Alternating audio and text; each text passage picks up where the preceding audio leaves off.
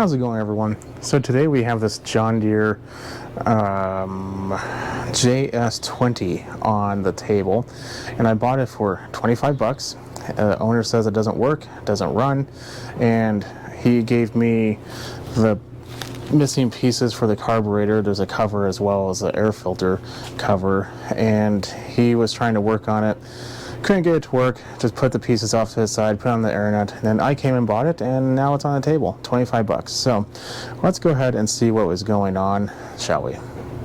I don't really know what's going on. What I do know is that it's an auto choke. It does have oil, and that's about it.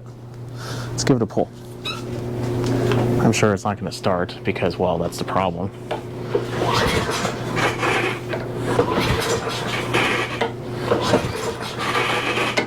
You know. However, what I don't feel is a whole lot of compression, which is in engine world not the best thing.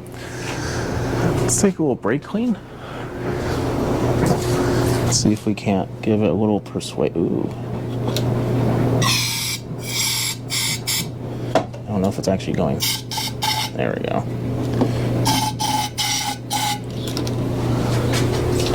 Might need a new can of brake clean.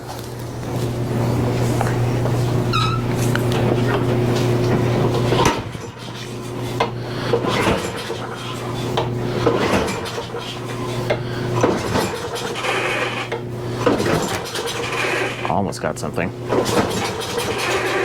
It wants to.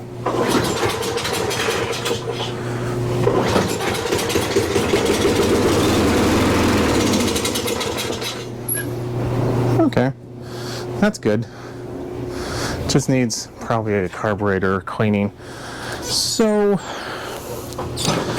we find ourselves in a rare situation where I don't really see a whole lot of flatheads anymore, at least not on Briggs. Might just do a quick and easy one, shall we? And get it ready. Before we do anything, let's check the quality of the fuel.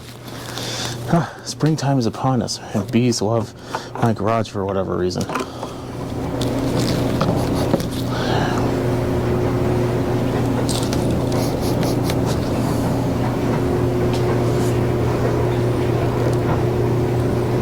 I don't know about that.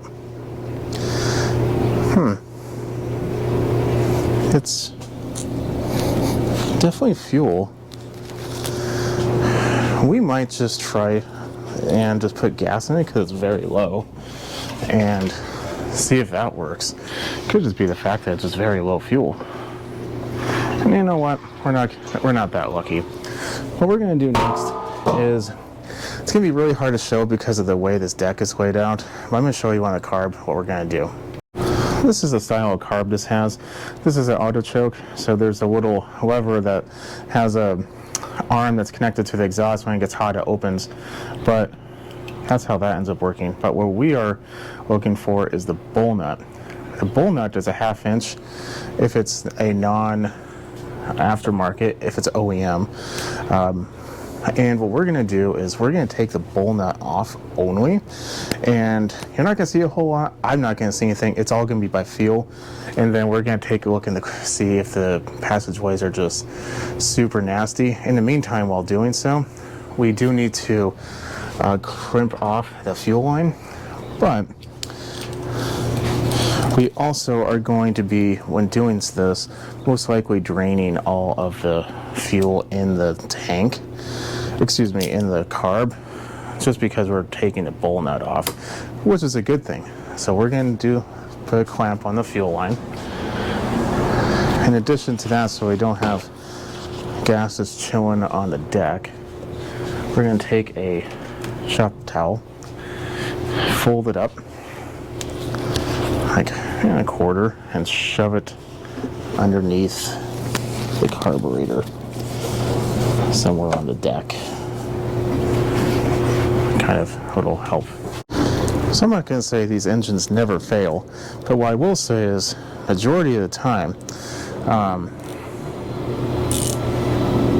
why am I just not thinking about it? Anyway, the majority of the time, it actually has nothing to do if it was a low compression with the engine. Well, it okay, let me rephrase it, from the piston, but what it will be is from majority of the time the valves. It still can. I mean, if it was ran low on oil, then yeah, it's gonna have problems, but these are pretty robust little machines, and I really do like these flatheads. They're not probably the most efficient machine in the world, to say the least, but they are most definitely long lasting, and they do have a decent amount of power. I think this is 6.5, 6 3/4 foot-pounds of torque with 5.5, I think, horsepower.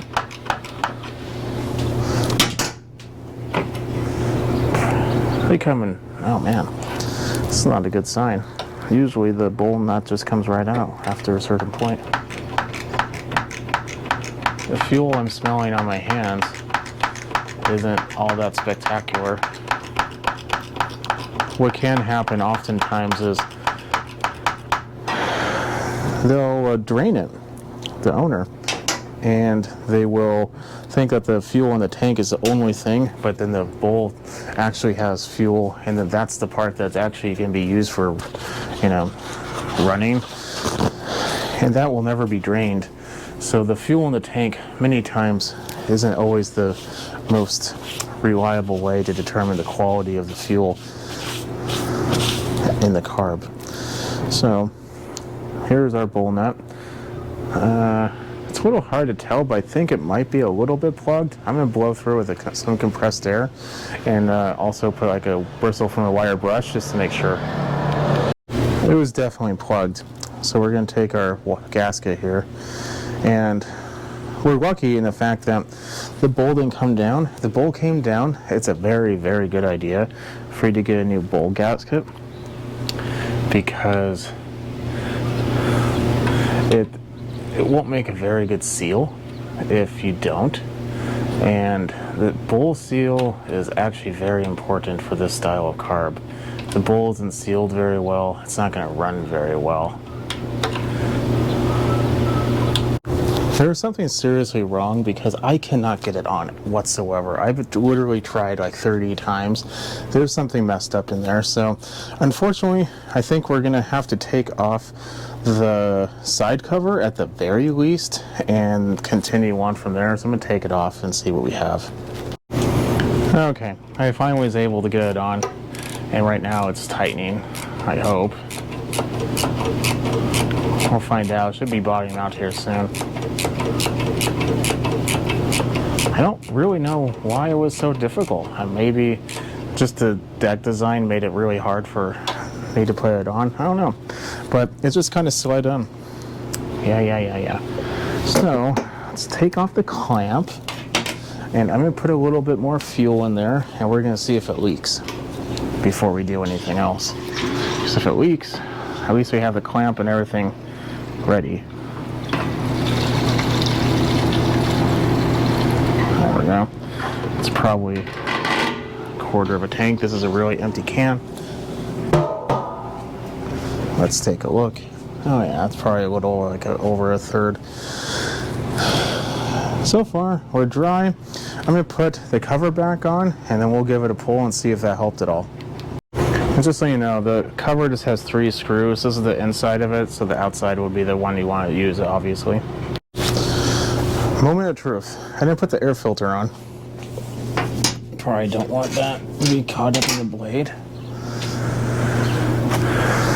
But let's find out.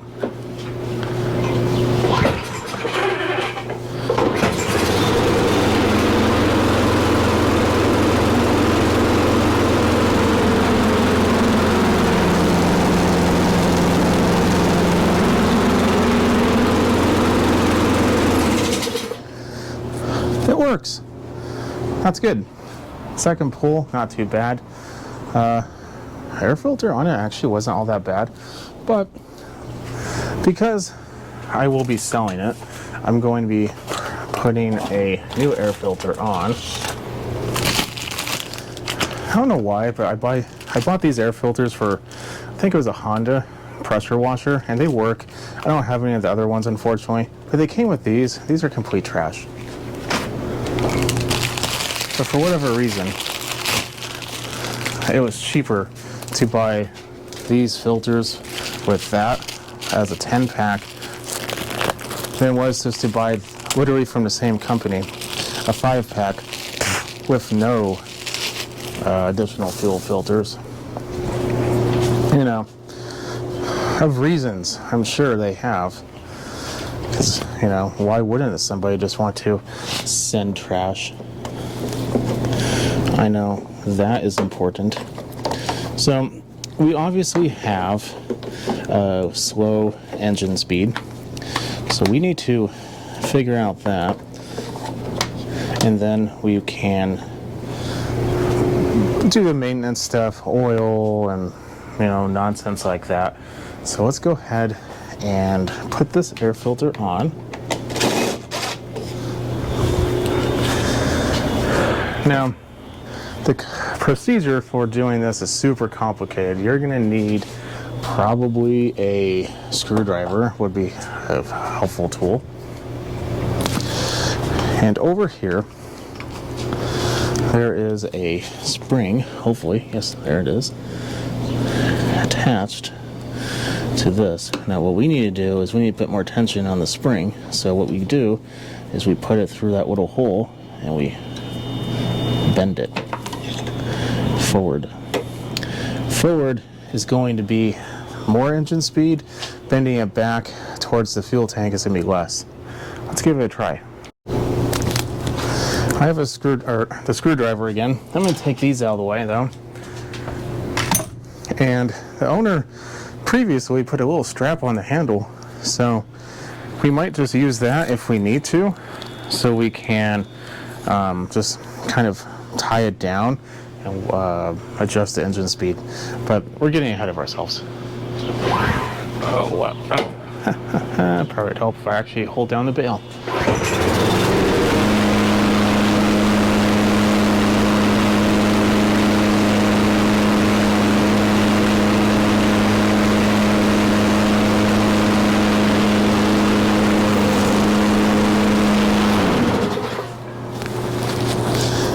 Bees are vicious today. I think one is trying to sting me. Anyway, we're good to go. And oh my, is that transmission fast. Like, you're gonna have to run to keep up with that. So, like I said, I do have this cover. However, I do not have the screw for it. It's a generic screw. How I can find one somewhere, I'm sure. It just goes on like that. It's just a cover. Now, here's something that will be useful to know.